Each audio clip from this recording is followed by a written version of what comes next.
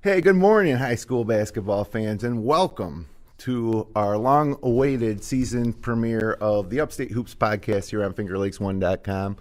I'm Jim Sinacropi here inside the FingerLakes1.com studios, and with the announcement last week that New York State was allowing high-risk winter sports to happen, there's been a lot of excitement, but also some trepidation and many, many questions. We'll tell you what the short season ahead might look like. We'll preview the Wayne Finger Lakes Boys and Girls Leagues and unveil our preseason power rankings. So it's good to be back. And we weren't sure if we were going to get here, and we're still a little unsure of what the season ahead might look like. Hopefully over the next 60 minutes or so, we'll be able to sort things out and get some excitement going for the upcoming high school basketball season here in Section 5 in the Wayne Finger Lakes. The Upstate Hoops Podcast and all of our coverage of Wayne Finger Lakes high school basketball is brought to you thanks to the support of Generations Bank, Little Orthogenics, and DeSanto Propane. And first, let's take a look at what we know. So what the season's going to look like. And some of this stuff I'm sharing with you is not 100% official, and you know, I might be wrong on some of these items, but from talking to various athletic directors and coaches over the past week and trying to figure out what was going on, essentially we're going to have 12-game regular season over 4 weeks and then 1 week of sectionals. So if you do the math, that would be about, for those that go all the way to the sectional finals, 15 games in 5 weeks, regular season, 4 weeks, 12 games. So it's pretty tight, and you know, they won't play games on Sunday, so there's pretty much games every other night, 3 games a week per team, 3 practices for a week, maybe 7, maybe practice on Sunday. There was some discussion of waiving the 7-day rule for this high school basketball season, but it all starts on March 8th, a week from tomorrow, will be the first game on a Monday, and we'll all be over by March 16th. So it's disappointing not to be able to have our regular full winter of high school basketball, but I guess we'll take what we can get. And one thing that I think that is important to perhaps validifying this season is the fact that they will crown sectional champions. So it's, in a way, more of like a World Cup tournament, soccer type of tournament, than a month-long tournament than it is a season, I suppose. And there's some inequities involved in the approach that they're taking, and we'll get into that a little bit too. But sectionals will be closed. Again, none of this is 100% official, but looking at the way they got the schedule, they would have 8 teams per class in sectionals instead of the traditional open sectionals. Home team the higher seed will be the home team throughout sectionals, so no games in the Blue Cross.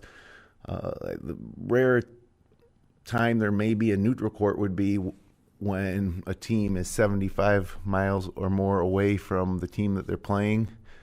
That usually only applies to weekday games, though, so I'm assuming that our school nights, let's say, so I'm assuming that the finals would be on that Friday and Saturday of that week of March. What would be March 9th through 16th would be sectionals. So other than that, it will be looking a lot different. And it's also going to be a lot different through the 4 weeks of the regular season. So the way that this is looking is the Finger Lakes East boys and girls will kick off play on Monday, February 8th, a week from tomorrow. And they'll play games, those leagues, Finger Lakes East boys and girls, Monday, Wednesday, Friday, following week, Tuesday, Thursday, Saturday. The Wayne County boys and girls games will be starting on February 9th, Tuesday. Their first week will be Tuesday, Thursday, Saturday. Then Monday, Wednesday, Friday, Tuesday, Thursday, Saturday, Monday, Wednesday, Friday. So opposite of the Finger Lakes East girls and boys schedule. So a lot of basketball, obviously, every single night. And, there's some questions with the schedules and how we're going to be able to cover things, which I'll get to in a little bit here as well. But, so say the Minders girls basketball team is a good example of this. So they have, in the past 5 years, won a couple sectional titles in which they one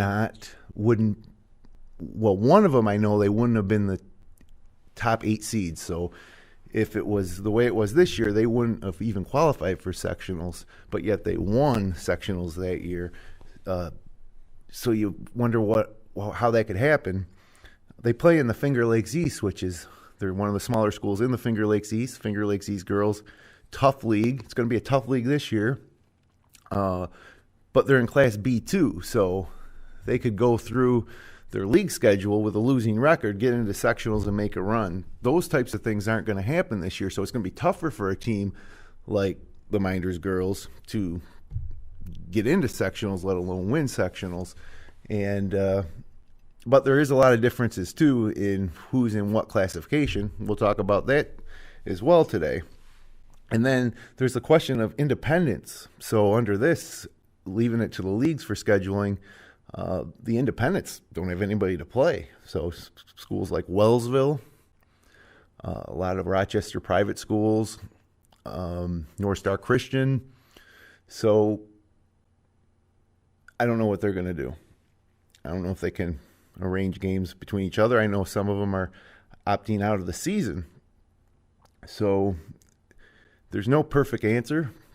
I wish New York State could have maybe given this information a couple weeks earlier than they did, even if they weren't going to allow the play to begin until February 8th. If there was some more time for planning, I think things could have been worked out differently.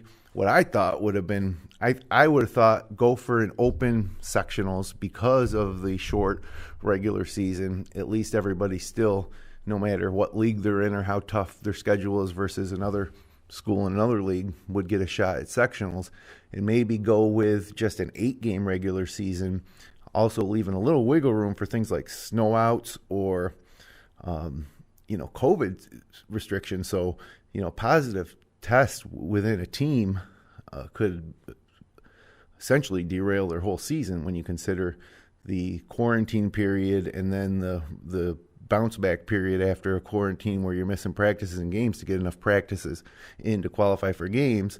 So keep our fingers crossed that doesn't happen to anybody. But the soccer season this fall, a good example, the Palmac girls, they were the best girls soccer team in their class and in their Finger Lakes East League, and they had to opt out of sectionals because of positive tests and contact tracing, and they didn't get a shot at what would have been a likely sectional title. So I hope that doesn't happen here in basketball, not only because it's just kind of unfair, but because if that does happen, that kind of taints maybe some of the other titles that will be awarded.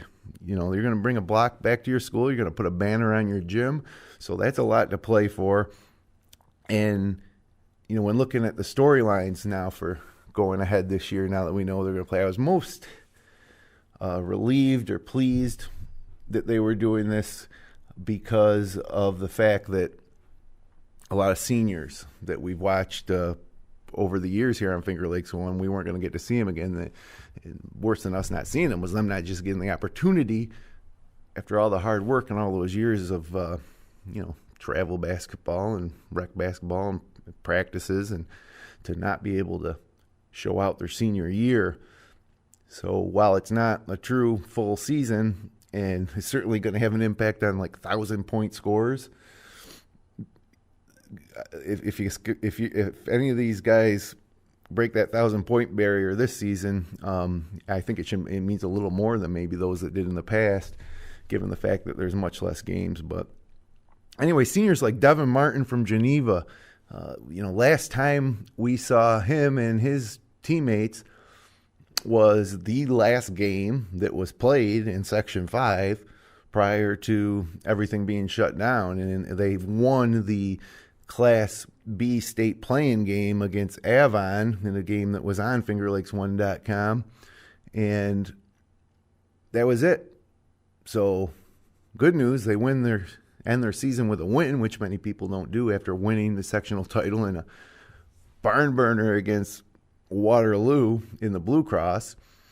And then they went on and beat Avon and did not get the opportunity to advance to states.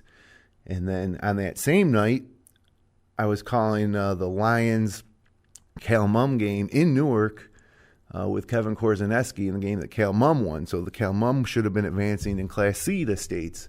So, all that didn't happen. And then, just looking back on last year, the pandemic, we knew what it was in March, in February, as we were winding down our season. But just the atmosphere, like in that gym at Newark for that Lions Calmum game, it was just packed with people. I mean, it's just here we are now, about 11 months later than that, and a scene like that just seems like so foreign or so impossible. Which kind of brings me to what the actual games are going to look like. Some schools are allowing no spectators. Some schools are allowing home spectators, for example, 2 per player. Some schools are allowing visitors and home spectators, and a lot of that stuff can change as well as the season progresses and we see how this thing works out. But, you're going to need your officials, which is a problem. I know they're having scheduling officials for all these games in this compact season with games every single night and a lot of games every single night. So I know they're having issues with officials. And you're going to need scorekeeper, clock keeper, bookkeepers for each team. Maybe they'll go with just one. Coaches, players, spectators, and it's going to be different. I mean, one of the most exciting things about high school basketball is when everybody's packed in those gyms on those cold winter nights, and it's just electric with fans from both sides, and it's one of the things we love about high school basketball. But that'll be a lot different. And can you imagine, a sectional final game with no fans? But as crazy as that would have sounded to even consider, like I say, 11 months ago when we were winding down the season and Marcus Whitman won a sectional title, the Palmac girls won a sectional title, the Geneva boys. And so, as we were crowning all those sectional champs at the Blue Cross and, moving on to the state qualifying rounds, I could have hardly ever believed that we wouldn't be playing a season, that following winter. It seemed at the time that, okay, spring sports would be affected, but by the time we got to summer, school would start up again and everything would be normal. But it hasn't been. So this is anything but normal. But with that being said, there's tons of reasons to pay attention and be excited for the season ahead. And some more storylines. I mentioned Devin Martin for Geneva, but other seniors to watch like Andrew Gabbard at Ganonda, Cam Chance at Clyde, Tootie Smith and the entire Lions starting lineup, really senior-laden team, and Lions are a really good team we're going to get a chance to watch. And same thing can be said for Marcus Whitman, who has a chance to repeat for sectional titles. They won their first one in 40-something years last year, and they got a good chance to repeat with Jordan Lehue at the point, and they just have also a senior-laden starting 5, Aiden Royston, Herod, Lovejoy. So they did lose the big guy, Pendergrass, and they lost their team captain in Seth Benedict to graduation, but still very strong there. And then on the girls' side, Kara Walker's a senior. I mean, Kara Walker's played in 2 state Final Fours, and so she's got a chance now to play her senior season, as does Izzy Wilbur in Red Creek, statistically one of the best girls basketball players to come through this area in a long time. So she gets a chance to play. So that's the bright side of things, is these seniors are getting a chance. Now, one thing that's changed this year is Marcus Whitman, who was an independent last year. If they stayed an independent, they would have been in a tough spot scheduling with the way things are coming. But they are going to play in the Finger Lakes East. Mid Lakes is going to play in the Finger Lakes West. So all of a sudden, the Finger Lakes East becomes a lot tougher. There really is no nights off for the Finger Lakes Boys League this year. And, that brings up a lot of interesting conversations now. Whitman's in the East, so where will they finish with this team? I mean, the Finger Lakes East has some really good teams. I mentioned Geneva. They lost a lot to graduation, but Martin's back. Nasir Harrison's back, and they're still pretty strong. The Wayne Eagles are pretty strong with Mason Blankenberg, who's now a junior. Tyler Reynolds, another senior. So Coach Thompson will have them good to go. And then really the rest of the Finger Lakes East, as we'll go through it here in a bit, has pretty stacked rosters coming back throughout. It's pretty wide open. And so where will Marcus Whitman fall now that they're playing in the East full time?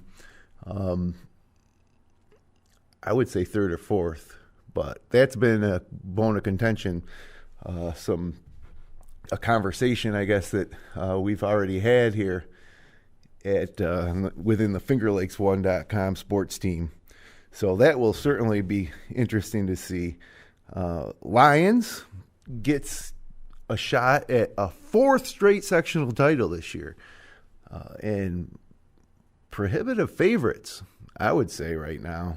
Although in Class C1, there will be some competition and some potentials for some Wayne Finger Lakes showdowns in C1, which we'll get to. So can Lions get 4? Can Marcus Whitman repeat? What about the Palmac girls? They lost Sydney Close and Andra Savage. So you think that they might be in rebuild mode, but when you look at their roster, they're return a lot as well. So, and again, we'll talk about them going forward. I'm looking forward to Wayne County girls basketball this year because last year we saw Lions and Clyde play one for the ages in Canandaigua in a sectional semifinal. And gone off those teams are their senior leaders, Caden Krigo for Lions and Taylor Sharp for Clyde, but tons of young talent coming back. And so I think that the Lions-Clyde rivalry is going to be amazing on the girls' side this year, both contending for the league title along with Red Creek and others.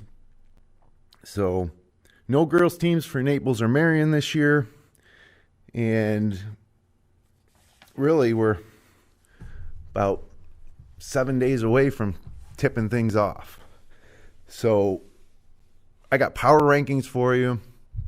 I'm going to tell you a little bit about what we're going to do with our coverage this year.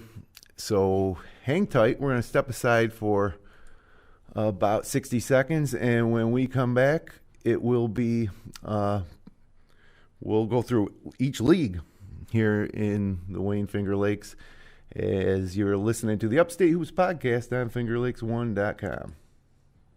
At FingerLakes1.com, we have always pledged to you to bring the most comprehensive local news coverage, access to timely information, and a locally focused, entertaining media option. Support FingerLakes1.com and help us bring you more great local sports coverage like this by visiting patreon.com/FL1. DeSanto Propane is 4 generations strong as a trustworthy family-owned business with unmatched customer service. Go online at DeSantoPropane.com for more info. DISANTO Propane.com or call toll-free at 1-800-752-4574 today. DeSanto. Since 1937, the difference has been DeSanto Propane. Generations Bank is celebrating 150 years of serving and supporting our hometowns. Visit mygenbank.com for the best choices in checking, savings, home equities, mortgages, and much more. Generations has been the Finger Lakes Bank since 1870. Generations Bank, member FDIC.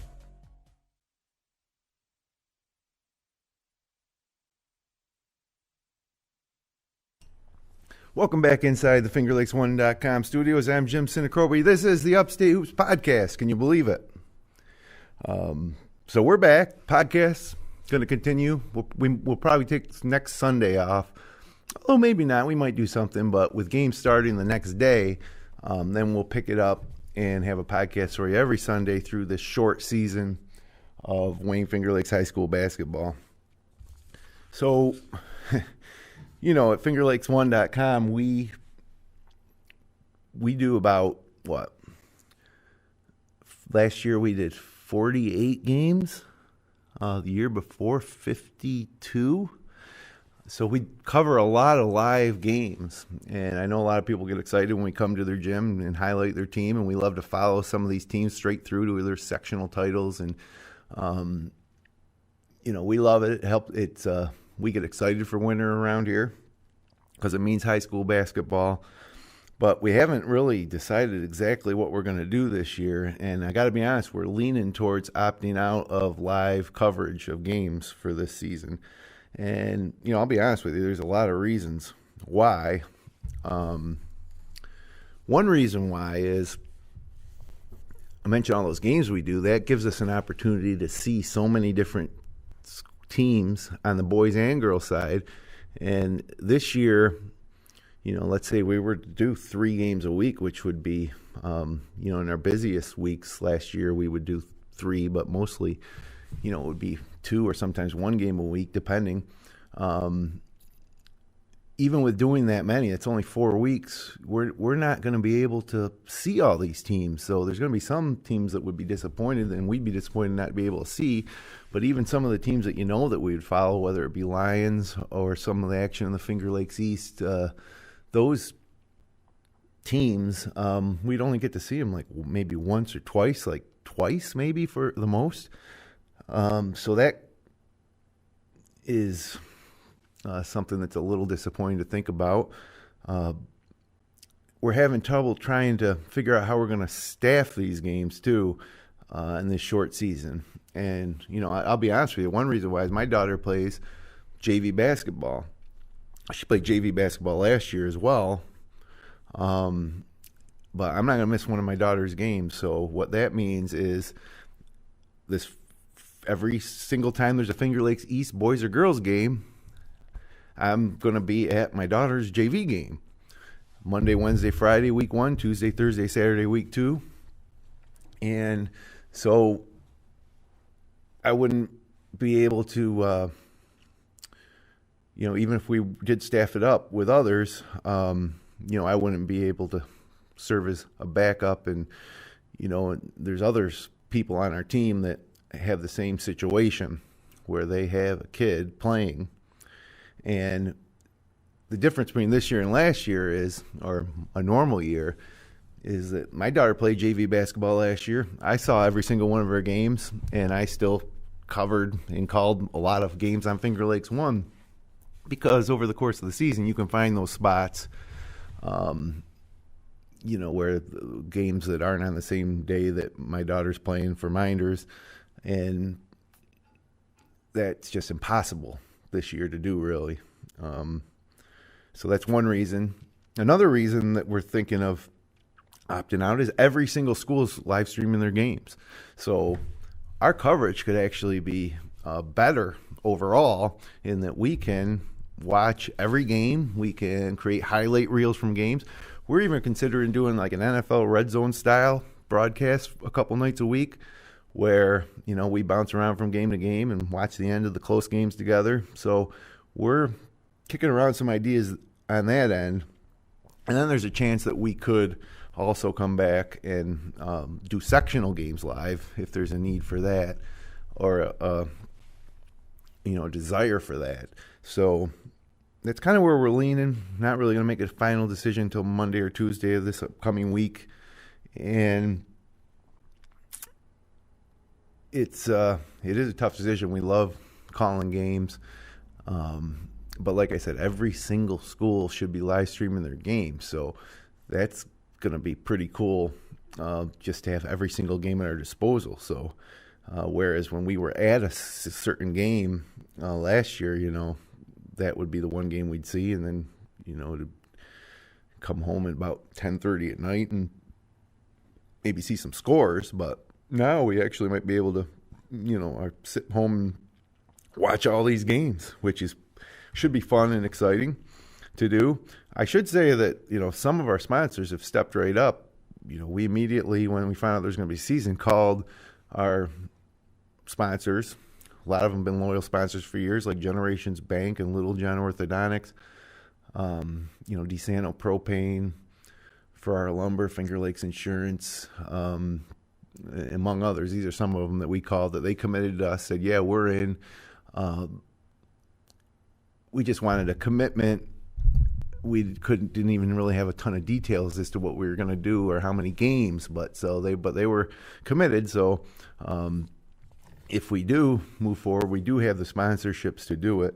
So, but like I said, I think we're leaning towards opting out of at least the regular season.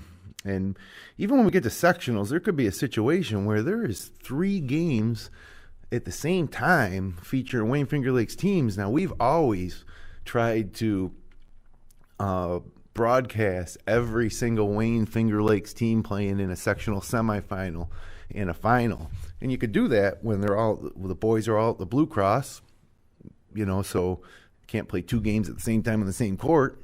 So we could always get those. And then girls' games were usually at the same location too, traditionally at Rush Henrietta.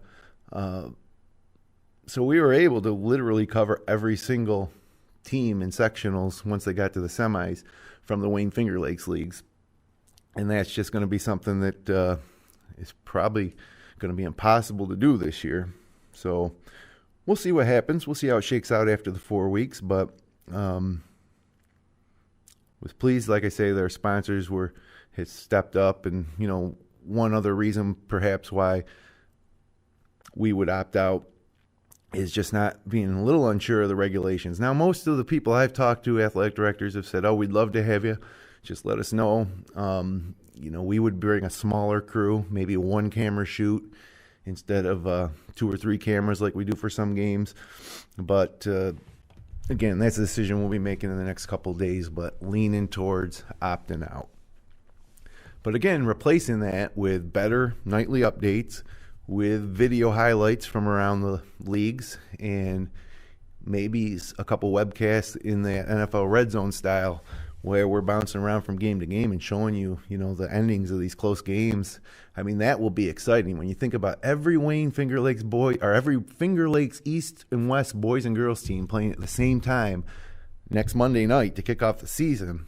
I mean, that's pretty cool. And then the same thing happening on Tuesday with just the Wayne County girls and boys playing Tuesday, Thursday, Saturday, week 1. So a lot of games going on at the same time. Be fun to be able to follow it and not feel guilty about, sitting at home watching these games because we can't go to the games anyways. So there's nothing better than being in the gym for a high school basketball game. But it'll be a different experience this year if you're a fan and you're sitting home, you're trying to follow a league, literally every game at your disposal to watch. So let's get back to the actual season ahead. And first off, I want to show you where the classifications are falling. And again, these are unofficial, but they look pretty solid with some schools opting out or not, some independents opting out, it did shift things in the classifications for this year. And again, these are Section 5 wide, the teams you're going to be competing against for a sectional title this year. So let's take a look at the classifications. First thing you notice is Geneva is a Class A school now. Now they got double A and single A, not A1 and A2 this year.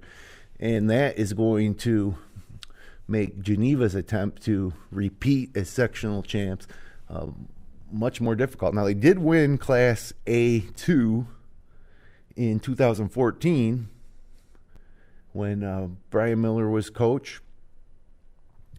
So they'll have to, again, that's a tough, the Pittsford Sutherlands and, some of those schools are the ones that they're going to be competing against in Class A. And now that's been the problem that Wayne has had over the past few years. Although it hasn't been too much of a problem. Wayne won a couple sectional titles in Class A2.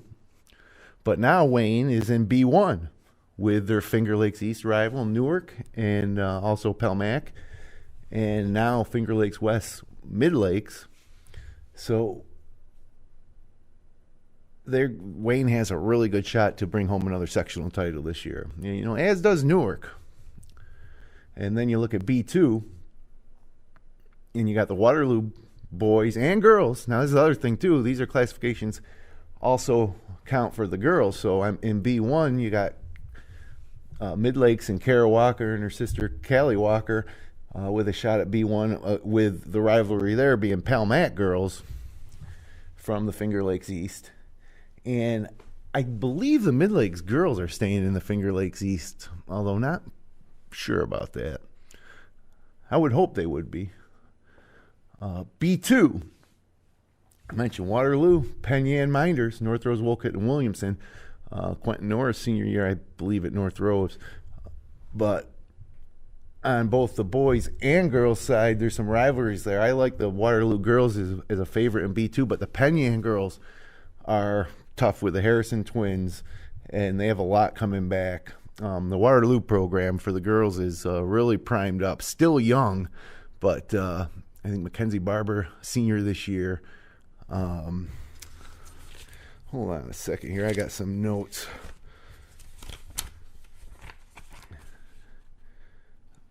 Finger Lakes East girls. Sorry.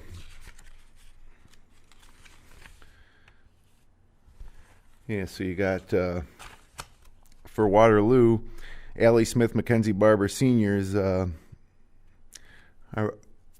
Macy Carr, Tabitha Winter. I'm just going to name some people that are coming back for Waterloo girls. Macy Carr, Tabitha Winter, Giovanna White Principio, one of the better centers in the league, Morgan Caraballo, Natalie DeSanto, Jasmine Lewis, still youngsters, really, but pretty stacked. Waterloo will be tough in B2 on the girls' side. And on the boys' side, Kyle Saluka, Felber, Adi are back, despite tremendous losses. And then the Minders boys' team returns a ton. Everybody, really. Griffin Heron graduated. He was their starting point guard on the Nate Seeley. And who else did they lose to graduation? Caleb Stenquist. But they return Cabot, Bogart, King, Jake Smith, Nick Jones, Thomas Santana, Lauren Zetti, Dylan Larizza, Owen Barnett. And coming up from the JVs, they got a really good big guy in Jaden Key, good guard in Griffin Hillmeyer, and Will Korzaneski. So that Minders boys team's looking pretty good too. And then we move down to Class C1. And this gets me excited thinking about potential postseason matchups. You got Marcus Whitman, you got Lions, and you got Andrew Gabbard and Jerry Bronco and Gananda. East Bloomfield should be improved. East Rochester should be improved. Sodus lost a lot, but still have, they were a team last year that Jekyll and Hyde, blown out one night and then pulling upset the next. Red Jacket boys lost a ton to graduation, but still might be one of my favorites in the Finger Lakes West because they do return some familiar names. So Class C1, boys side, and for the girls, Coach Bassett for the Lions made it to the sectional final last year. I think that they got a shot here in C1. to get it done this year. Then you move down to Class C2. You got Cam Chance and Jaden McKinney and Clyde Savannah. You got Dundee, who I think is playing with Bradford. They did last year. I don't know if it's Dundee, Bradford this year or not. HAC, Red Creek, Marion and Naples opting out on the girls' side there, but I believe playing for the boys. I know they got the green kid there for Naples. Naples should make some noise in the West. And then down in D1, South Seneca and Honeoye. No girls team for Honeoye. Last year that some of the girls played on the boys' team. I think that might be the case again this year. South Seneca girls got a shot to win another sectional title in D1 this year. There's a lot of talent on their roster. And, being in D1 as opposed to C, little better chance. And then D2, you got Romulus, boys and girls, both with a lot of returners, and a loss for the girls in Kiara Woody for sure. But in D2, Romulus has a shot. We'll see how they look after a few games here in the regular season. So looking at those classifications, you can see some potential matchups for the postseason, and it could be good. It could be really interesting. This is a short season. It's a sprint. It's like I mentioned off the top. It's like a World Cup soccer tournament where those tournaments last a month, where you play in group stages and then you go and play the knockout rounds. And so this is similar. This league play is almost like a big group stage this regular season, and every game is going to be important. Can't take too many nights off, or you're going to find yourselves outside the top 8 and not in sectionals. So that's what's going to be different. No open sectionals this year. And again, everything I'm sharing with you here, as far as I know, is unofficial, but it's pretty close to official because they're running out of time here. As I mentioned, I would have loved to see a shorter regular season. Maybe play everybody in your league once and maybe 2 crossover games that you could line up yourself within your own county, keeping it local, and then a full sectional tournament. It just seems that there's going to be teams, especially this year. It's funny because in a normal season, I got no problem with close sectionals. You're playing a full regular season. You're playing balanced schedules. It's another thing that's unfair, is that it's an unbalanced schedule. So if you're in the Finger Lakes East with 8 teams and you're going to be playing 2 of the teams twice randomly and the other teams once. So one team might have to play 2 of the top teams, where another team plays 2 of the bottom teams in the league. And as far as sectional points are concerned, that makes a huge difference, especially if you're around that 8 seed. So, just scheduling could be the difference between in and out. So in this season, I would have loved to see somehow an open sectional, because I think and again, I wouldn't mind seeing them close sectionals, not let everybody in to sectionals in a regular year, because by that point, it's pretty safe to say you've determined the top 8 and everybody's had a fair shot at it, played enough games. This year, there's going to be some unfortunate situations where teams are not in sectionals that maybe have a legitimate shot of competing in sectionals and maybe getting to a final or even winning one because of the league they play in or the inequity of their schedule. So,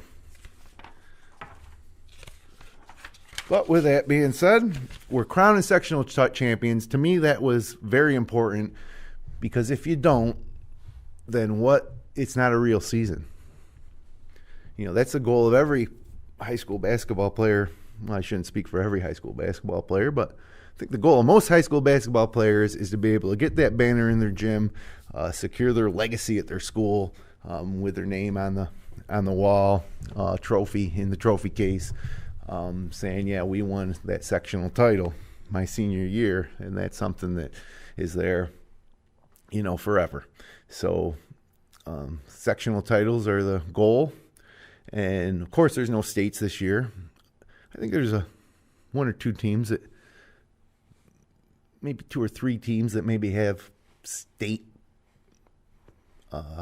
talent, but there's not going to be state, so it doesn't matter. Sectional title, end of the year, this year is the ultimate goal, and I'm glad that we're getting a chance to see these kids compete for it, because that, to me, frames the season ahead, even though it's short.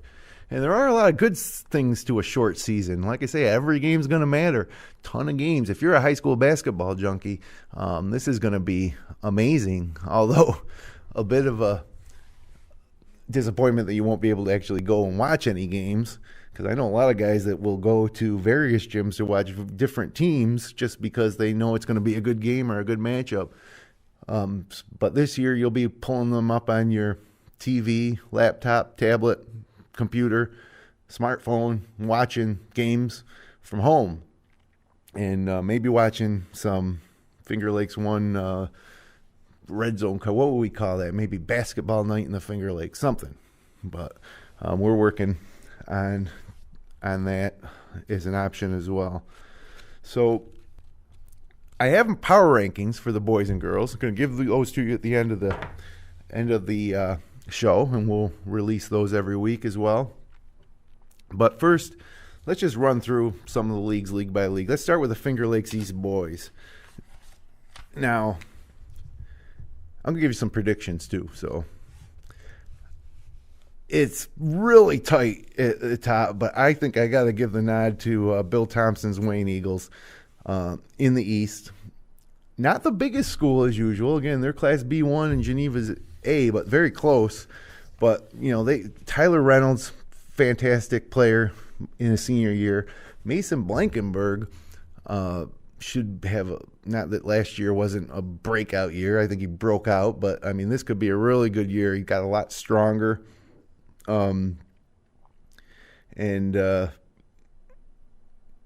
He's not, I don't know if you remember his brother Logan Blankenberg. Word is he's not as tall as Logan at this point, but he's much stronger. So it should be awesome to watch Reynolds and Blankenberg in the backcourt. And they got some guys coming back like Devin Forrest, some complimentary players, and they had a decent JV team as well. And I think their biggest competition could be Geneva. Even though Geneva, they lost Nick Askin, Liam Ryan, Jagger Kerr, Parker Bossard to graduation. But Devin Martin, arguably the best player in the Wayne Finger Lakes, is back for his senior year. And Nasir Harrison's back with him. Wyatt Patchett, Jaheim Jackson, Mike Bowler, Nate Askin, not Nick Askin, but Nate Askin.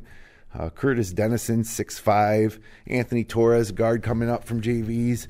So Coach Desering's Panthers should be, along with Wayne, I think, favorites in the Finger Lakes East boys. And then after those two teams, and it's not a wide gap, the rest of the teams in the East have a shot to compete. And third, I'm not going to even predict who's going to come in third, because they could easily just as well come in seventh. That's how even I think it is from here on out. And I don't think it's a huge gap between Wayne and Geneva and the rest of these teams too. First and foremost, Marcus Whitman playing in the East this year. They lost Liam Pendergrass and Seth Benedict. They bring back Jordan Lehue, the babyface killer, for his senior year. Just this team already accomplished so much, winning their first sectional title since 1976, I think it was, last year. Now trying to win back-to-back. So you got Lehue, you got Ryan Harrod, Zach Lovejoy, Aiden Royston, Noah Hildreth, Carson Miller, a guy who we should see more time this year than he did last year. And then those are all seniors. One junior who should have a big impact too is Connor Tomian. He really showed a lot last season, and now stepping into his junior year as an upperclassman, I expect him to, possibly even be the second leading scorer on this team here. Although they don't really care who scores at Whitman, I anticipate the same type of team play, and unselfishness out of this Marcus Whitman team that we saw last year. And in fact, this, we always talk about what a tight-knit group they are. I mean, this is the core. These are the kids that were all in that same class now, this now senior class. So should be fun to watch Greg O'Connor's group play in the East.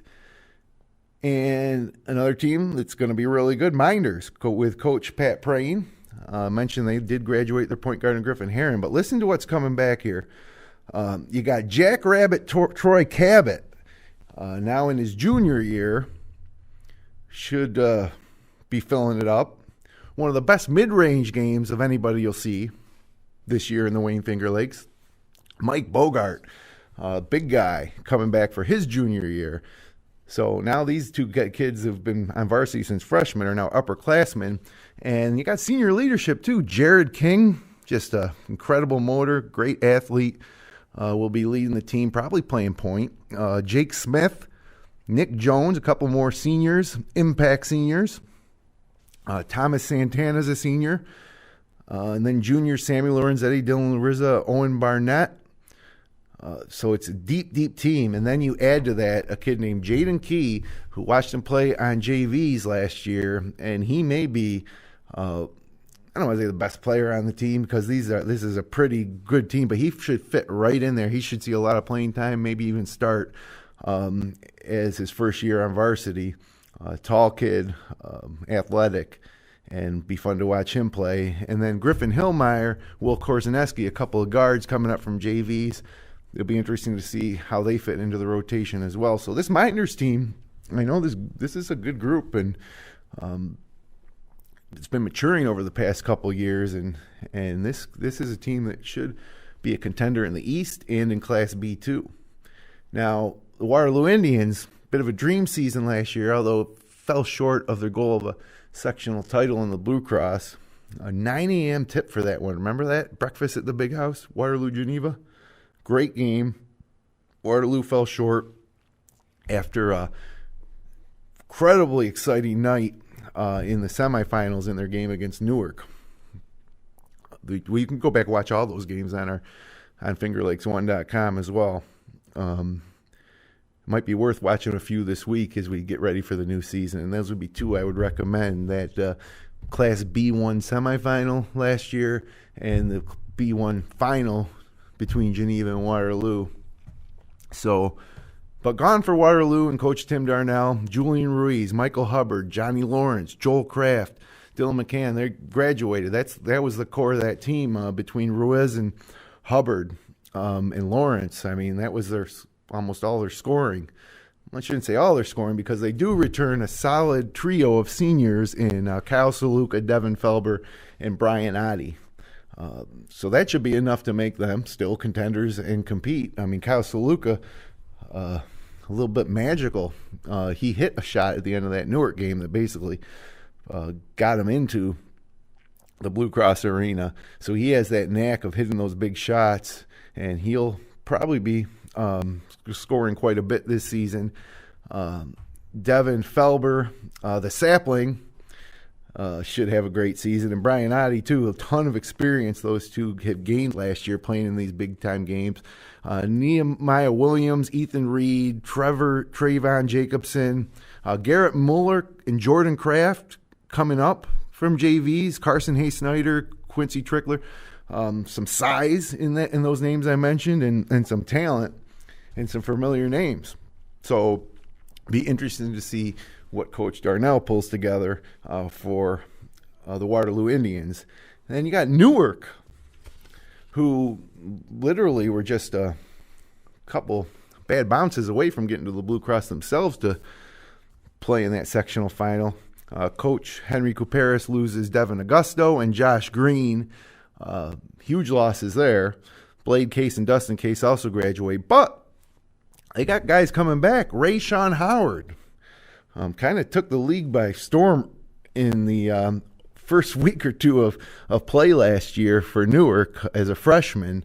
And he'll be alongside Isaiah Camp, Stevie Brown, Gabriel Carballo, Carter Steve coming up.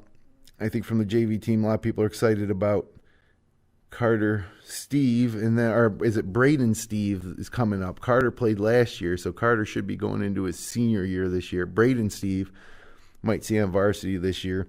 Aaron Rodney Spencer, Julius Tebow, Simon Versmeech, Adam Lombardi, Jacob Sides. So Newark generally reloads pretty well, and they're going to be contenders as well. So in these teams that I mentioned, and I mean very evenly matched, should be some great games in the East. Dan Doyle's Penn Yan Mustangs lost Peter Nicholson and Brennan Pather and Kyle Burma, but you're going to see Eric Finger, Devin Gerhardt, Dominic Lafferty, Mason Coover, Justice Jones, Griffin Emerson. A lot of guys coming back for Penn Yan too, which in a tough Finger Lakes East League, you win a couple games early and you find yourself in the top half of the league standings, and you're going to find yourself in that top 8, in which for Penn Yan would be Class B2 sectionals. And then don't count out Palmac. It seems like a long time since Palmac played Newark in the Blue Cross, and I think that was 4 years ago. And the program after that loss kind of, I don't want to say fell off the map, but fell down in the Finger Lakes East standings. But Paul and Ian Goodness return, along with Robert Kinslow coming up. 6 juniors returning from last year's squad as well for Coach Trevor Sanders. So don't want to count out Palmac, and be interesting to see what they look like when the season starts. Going to the Finger Lakes West, a very evenly matched, tough to predict league here. You got Bloomfield and Coach Randy Johnson, returning seniors Max Willix, Declan Smith, Sean Farrell, Eric Sandel, sophomores Dominic Pezzameni, Isaac McClendon, Cooper Willie, Calvin Rogers, playing out of C1. The Bombers should be tough. Mid-Lakes now, from the east to the west, graduated Trevor Van Ostrand, Ryan Spengler, Kyle McCann, Nate Mahoney. They lost a lot. They return. Adam Wilkes, Chris Weston, he's 6'3", Sam Day, Sam Rizzo. Interesting to see new coach Jim Davern at Mid-Lakes, Class B1, playing in the West. Just like we're wondering how Whitman will do in the East this year, you got to wonder how Mid-Lakes will do in the West. Traditionally, when a team moves from the East to West, you think that they would be favorites to win the league. But we'll see, because, like I say, there's some solid talent in the West this year. Even Red Jacket and Coach Trevor Gage, after losing last year's sectional final, they graduate Matt Record, Chase Rizzo, Adam Borst, Travis Hill, Jared Legault. But they return 6'4" Andrew DeMore, Caleb Sellover, Brock Hill, juniors Mason Palat and Dalton Hanline. These guys gained a lot of valuable experience too, playing under the big 5, I guess, so those senior starters at Red Jacket. But Red Jacket certainly going to contend for the Finger Lakes West this year, if not being the favorites. Jeff Leventrip's Naples Big Green lost Ben Fowler last year, but they do return Ben Green, Cade Rathman, Ryan Lester. Naples will be tough. Honeoy, big loss in Dom Trippi, but they return Jack Reynolds, Jake and Alex Jarasinki, Logan Thomas. They're going to be a factor. Dundee under Coach Les Miller in C2. Graduated Cody Salamandra and Josh Kramer, but they're a senior class returning 7 juniors led by Blake Machuga and sophomore John Bell, junior Logan Salvatore. Dundee will be tough. It's very balanced in the West. And then you look at Romulus, the smallest school in the Wayne Finger Lakes, graduated Luke Willard, Daryl Morrell, Cam Derby, Dan Reyes, Raul Fuentes. They lost a lot, but they return Mike Kaufman, Devin Morrell, Zach Butler, Ben Jessup, Henry Morse. They'll be competitive. Doug Baker, South Seneca Falcons in Class D1 graduated Matt Kenyon. But they return. I mean, this team returns probably more of anybody in the West. Nick Hauk, Ira Rahman, Ricky Hurley, DeMar and Kenyon Russ, Gavin Hodgkin, sophomore Devin Siriano coming up, Colton Dresser, Zach Sherry. I mean, they got a lot of numbers and a lot of talent. They should be a factor in the West, along with HAC and Coach Larry Leon. Graduated Tristan Nicosia and Noah Levine, but they returned Max Brown, Owen Tyndall, Noah Mendoa, and Henry Nicosia. So looking at the West, boys should be a lot, as usual, a lot of competitive games, a lot of barn burners, and a battle for that league title probably unlike any we've seen in recent years. It could be anybody out of the West. Not the case in Wayne County for the boys, where, Lions, big-time favorites for Coach Dean Schott, coming off 3 straight sectional titles, going for 4 in a row. They lost Benji Bad Company kept to graduation. So Benji goes out as sectional champ. But listen to who they got coming back as seniors. Justin Tootie Smith, who we last saw him try to salvage that game against Cal Mum in Newark in the state playing game last year, sending it to overtime with a tip-in. One of the best pure athletes in the Wayne Finger Lakes. Horace Betts, the 4th, senior. I always felt like he always has another. This is his senior year. Jatez Barber. Amir James. Amir had some big-time moments in that run last year to a sectional title. Von Derek Burks is back. Junior Jalen Battle. Sophomore year for J.C. Walker for Lions. I mean, you kidding me? With his Lions team? Pretty solid. Very disappointed in that we don't get to see that full season, because I had heard that they were going to have a crossover game against the Wayne Eagles. Can you imagine that? This Lions team against Wayne. We've always been wanting that. We saw it 5 or 6 years ago where Newark hosted Lions, and what a night that was. I want to see, especially if this Lions program continues to be strong in the future, more of those crossovers. I know Minders played Lions quite a bit in crossovers. Lions went to Marcus Whitman last year and got their butt kicked. Remember that game? So Lions always looking to get out a league and play some of these better teams in the Finger Lakes East or West or Section 5, challenge themselves with North Star. And I think they do it to better prepare themselves for the postseason. Not that Wayne County is going to be handed to them on a platter. I'm sure that right now, as I describe the Lions, that Coach Jeff Thompson and Andrew Gabbard and Jerry Brongo are probably getting a little upset. So they're one of the teams that has a chance to upset Lions, maybe capture that Wayne County crown. And it's not just those guys, Gabbard and Brongo, which thank God we get to see these kids. I love watching both those guys play. Ganonda's a really well-coached team and a really fun team to watch. And so we're going to get to see him this year. Elliot Hergert, Sampy Gill, one of the best names in the Wayne Finger Lakes. Hector and Sergio Lopez, Patrick Walsh. This Ganonda team has what it takes, I think, to potentially give Lions a run for their money in the West. And another team with the personnel to perhaps do that, although maybe at a little bit of a lesser extent, would be Darren Preston's Clyde Savannah Golden Eagles, because Cam Chance is a senior. Jaden McKinney is a senior. Steve Dunn, hopefully, will be contributing. Jayla Van Dyne, Andrew D'Amato. But Cam, talk about best athletes. That's the thing. I would love, when I said that Justin Smith is one of the top athletes in the Wayne County, I'm sure Cam Chance got upset with that, because Cam Chance, one of the best athletes in the Wayne Finger Lakes as well. So when those guys meet up this year, it should be a battle for the last time for Cam Chance, who was always the younger kid on these teams during those great Lions-Clyde games, featuring his older brother Derek and Tootie's older brother Justice going at it. Those were some really, really good games. Some of the best we've ever done on Finger Lakes 1. Worth a watch if you go back and check them out. That would have been 2 years ago, I believe, when they had the 2 amazing games in Lions and in Clyde in the year that Clyde clinched the Wayne County title. But Lions, and they both went on to win sectional titles.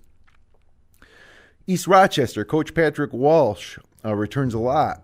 Chuck Dom, Russ Dom, Tajay Nelson, Deion Mather.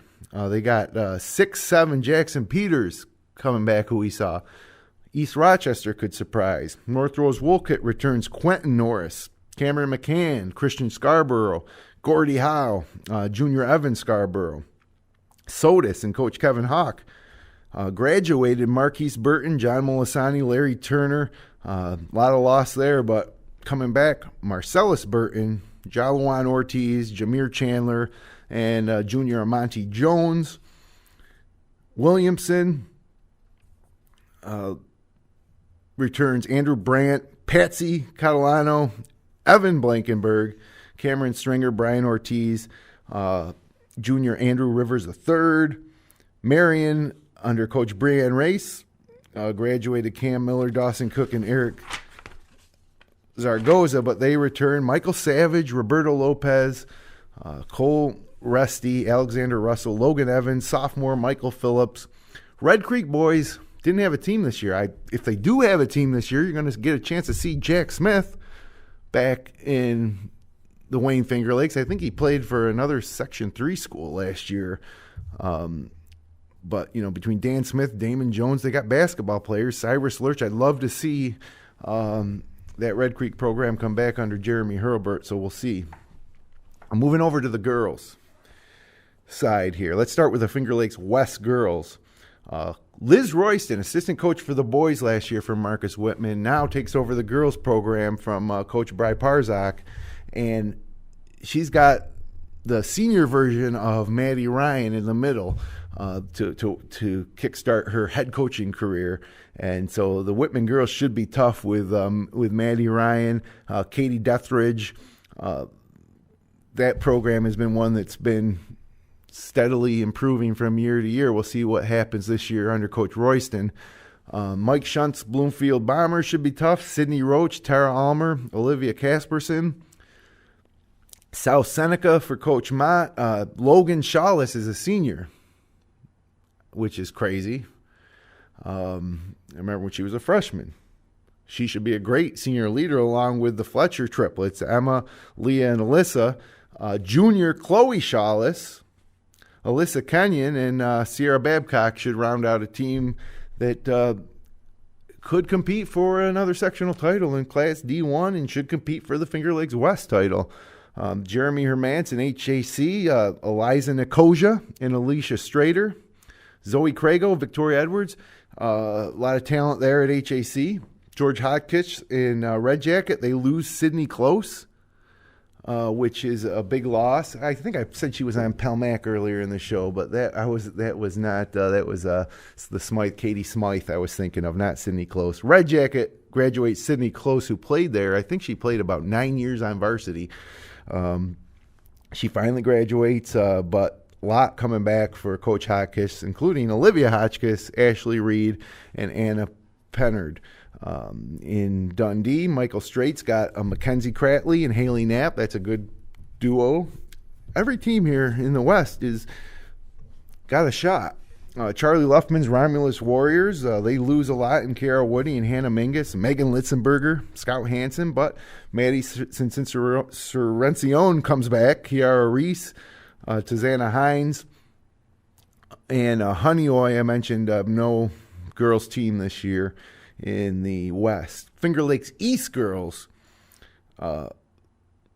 favorites got to be Pelmac and Waterloo and Penn Yan, just looking at it. So, Coach Dan Harris at Pelmac, they lost Katie Smythe and Andra Savage. Huge losses from a sectional championship team, but they return a bunch with sectional experience now, including Emma Kelly, Sophie Lyko, Grace Seether, Tatum Smythe, 6-footer Riley Trail, Mariana Hodgins, who I think is a sophomore this year, might even be a freshman still, but she's going to be a force inside. And this Pelmac team's not going to be a joke, despite the losses of Smythe and Savage. And another one of their biggest competition, top the East, is going to be Mike Breeze Waterloo Indians. I mentioned Macy Carr, Tabitha Winter, Giovanni White Principio, Morgan Caraballo, Natalie DeSano, Jasmine Lewis. I mean, these girls live breathe and drink basketball. And it seems like they've been playing together forever and still underclassmen. Mackenzie Barber and Allie Smith, I believe, are back. It's seniors. I could be wrong. This is a lot of information, and there's not much posted. Like the rosters aren't posted yet, so a lot of this we're doing a little recon here and a lot from memory to give you this preview. But I do know that Penn Yan's girls team under Coach Katrina Davenport's pretty solid, returning the Harrison twins, Sierra and Al Harrison, along with Jody Decker, Haley Anderson, and Jamie Decker.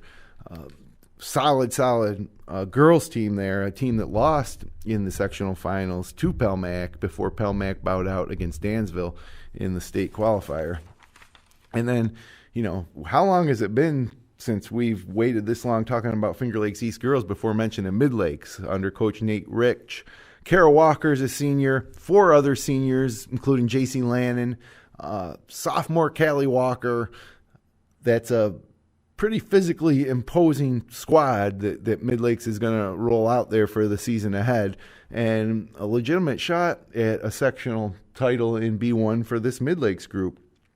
Ed Collins in Geneva had a little bit of a down year last year, but they bring back Brianna Carter, Shemaya Jordan, 8 juniors, sophomores Tia Laux and Mia Butler. They should be pretty solid this year, kind of returning back to form for the Panthers. Coach Jerry Anderson and the Miners Blue Devils really got some unfortunate injuries with Mackenzie Higbee injuring her knee in the summer, being forced to miss her junior season. Megan Marley also out with injury, and senior Morgan Trout opting out for the season ahead. But with that being said, you got Sydney Haas, Sydney Sandroni, Val Kohlberger, sophomore Haley Mosch, Kelly Kohlberger played great in sectionals last year. So we're going to have to see what this Minders squad looks like when play begins. And this is one team I might be able to see a lot in person. I don't know if I go to watch my daughter's JV game, if I get to stay for the varsity game or not, but probably not. It's going to be a different year. Continuing on in the East, you got Justin Fladd's Newark Reds with Kayla Bryant and Michaela Colasino. Lance Daffler's Wayne Eagles with 6-footer in Sydney Burley. Laya Zanelovic, Riley Simpson, Megan Cohen, Emily Pratt. A lot of names there with for the Wayne Lady Eagles. And then finally, the Wayne County Girls League. Mentioned Coach Clyde Savannah under Coach Steve Dunn, graduated 1,000-point scorer Taylor Sharp. But coming back, Jada Larson, really, really good player, young player as a freshman, had a huge impact. She's back for her sophomore year. Ashley Rattray, Kelsey DeSanto, Madison Secor, Kylie Paler. Seniors on this year's team should be Cheyenne Nichols and Brooke Pelicano, both 5'10", so some size for Clyde. They'll be competing against Izzy Wilbur and Red Creek, Mike Krause's Red Creek Rams, with Jesse Bolton, Riley Schaefer. Lions and Coach Kristen Bassett graduated 7 seniors, including point guard Caden Crago and Mara Briggs. Big losses, but they got a youngster, an 8th grader, Jayla Bell, returning, who's going to be – she already is a force, and she's got a nice career ahead of her at Lions. And, look at some of these other kids returning. Caitlin McDonald, Hermione Harder, Jenna Stone, Latavia Blaisdell, Alicia Morrison, Erica Moody. I'm telling you, Lions Clyde girls this year are going to be a battle. I hope they play twice.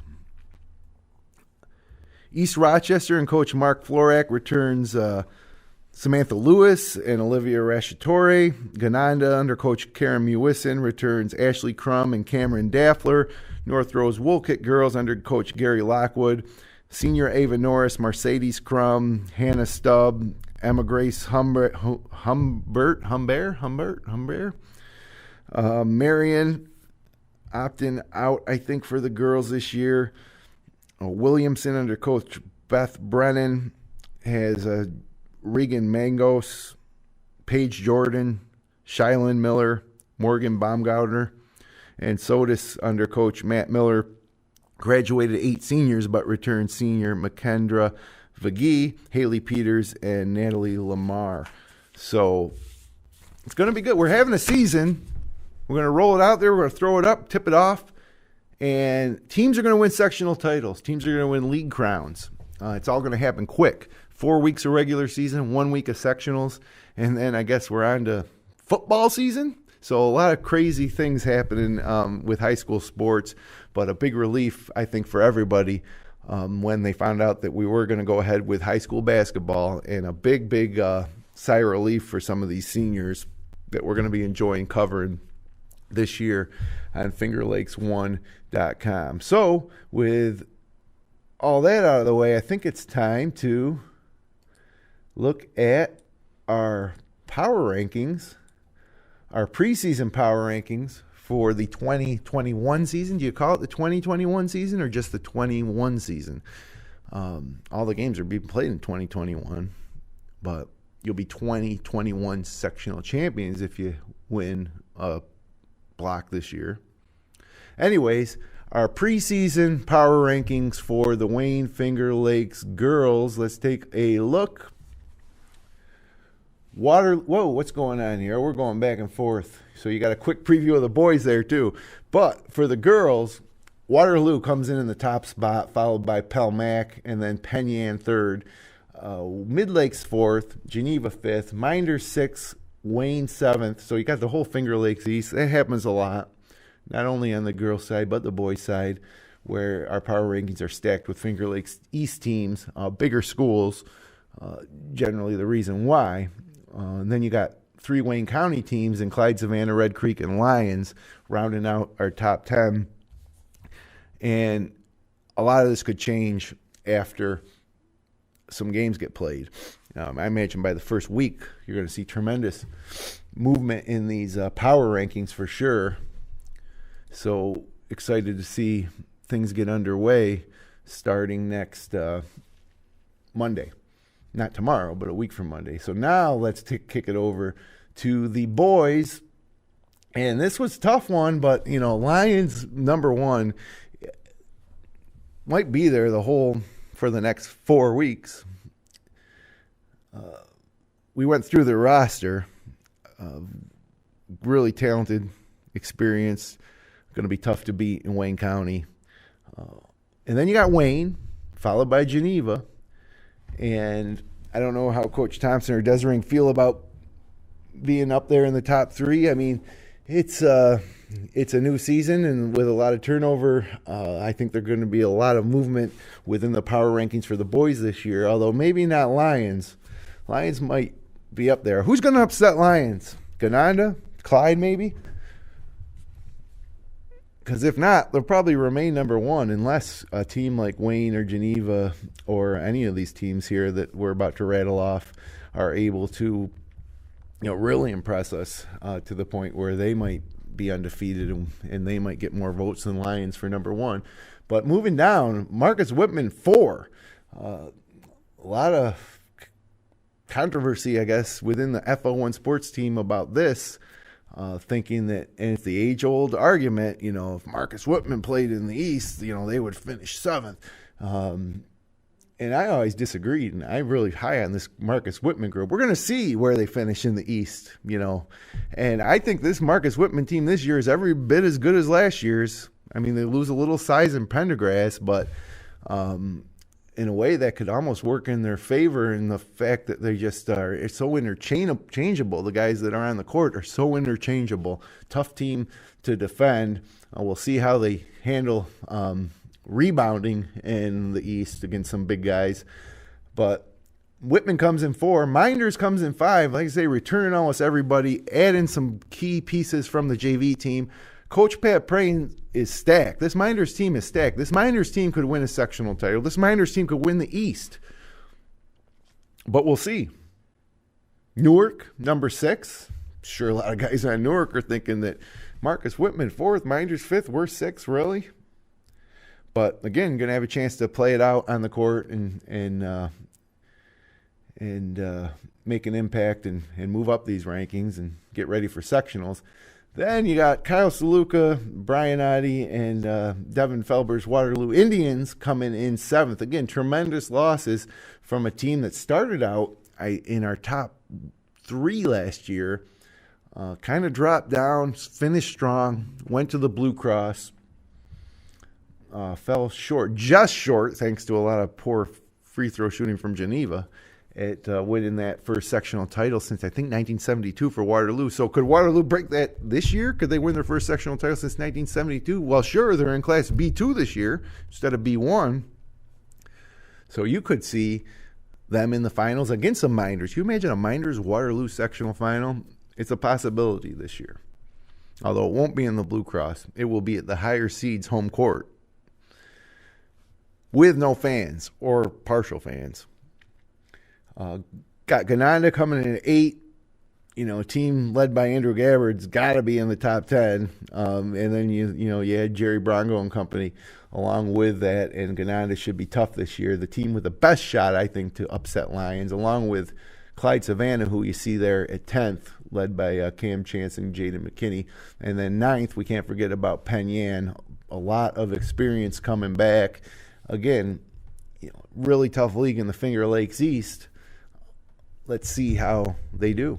I mean, I don't think there's that much big of a gap in what we're perceiving between a Minders and a Penn Yan, or even a Geneva Wayne and Penn Yan. This Finger Lakes East Boys League is going to be great this year. It's going to be great to watch. It's going to be fun to watch Lions. It's going to be fun to see if Gananda can pull an upset and take care of business against the other teams in Wayne County, and see Cam Chance have another shot at Lions. And then on the girls' side, a rivalry developing between Palmac and Waterloo, which will be something to watch for sure.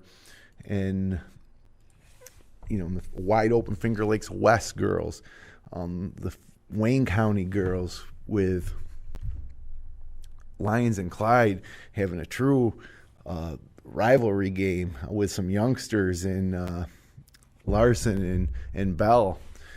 It's a lot to look forward to. So we got practices start tomorrow, Monday, February 1st. First game tips off Monday the 8th. And again, stay tuned at Finger Lakes 1, kind of see what we're going to do. We're leaning towards opting out of live coverage of regular season games. But that doesn't mean that our nightly coverage is, many ways, might be better this year. So make sure you get those game live streams posted. If you're, from your school, get them out there so people know where to watch. Again, we're talking about between the Finger Lakes East and West boys and girls, about 16 games a night. And then for the Wayne County League, it'll be 8 or 9 games a night to watch live from the comfort of your own home. I hope to see some quality live streams. Some might have announcers, some might not, depending on what each school does. I know that Newark does a great job, but they have a dedicated employee who's audio-visual, social media. I hope to see some quality live streams from the schools. So it's especially when no spectators, I think we really owe it to the kids to for people to be able to watch them. You can't go out to the gyms and sit in the bleachers this year.